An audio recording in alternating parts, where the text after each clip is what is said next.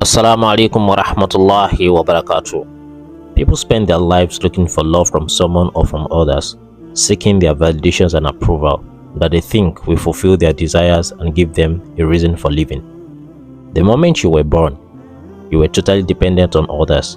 As you grow and mature, a major part of your development is learning how to meet your needs and do things for yourself. Today we're going to be looking at the story of a man who came to the Messenger of Allah sallallahu alaihi wasallam and said, "O Allah's Messenger, direct me to a deed which if I do, I shall be loved by Allah and by people."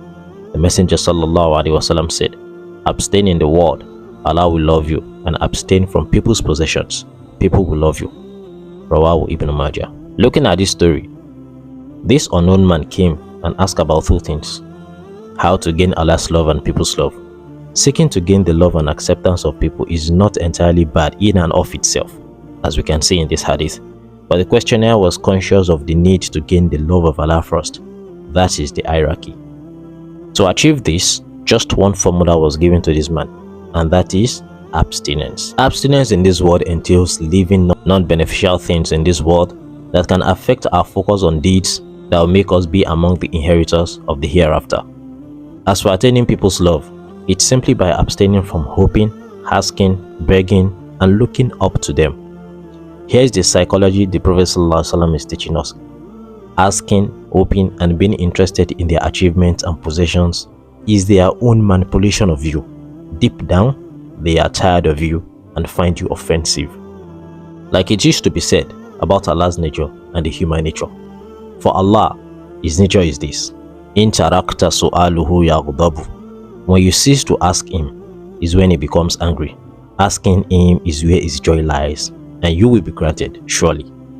The human nature is this: وَابْنُ آدَمْ حِينَ يُسْأَلُهُ يَغْضَبُ. It is human beings when you ask them that they get angry.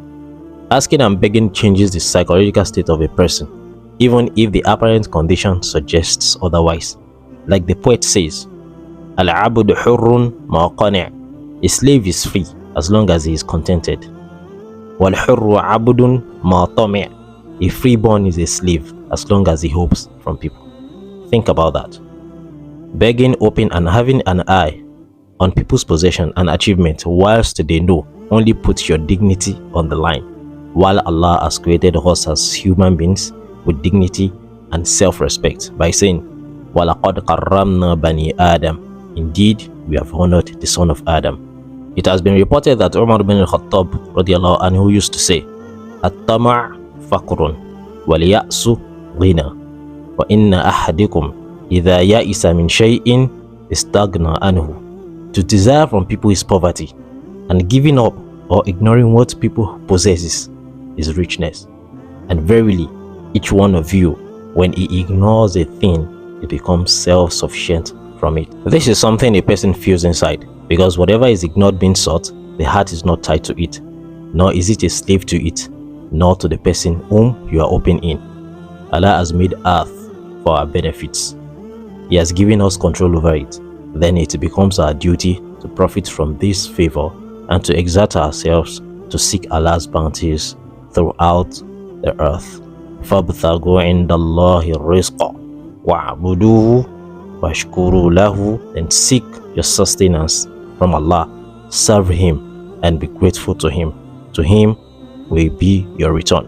Wassalamu alaikum wa rahmatullahi wa barakatuh.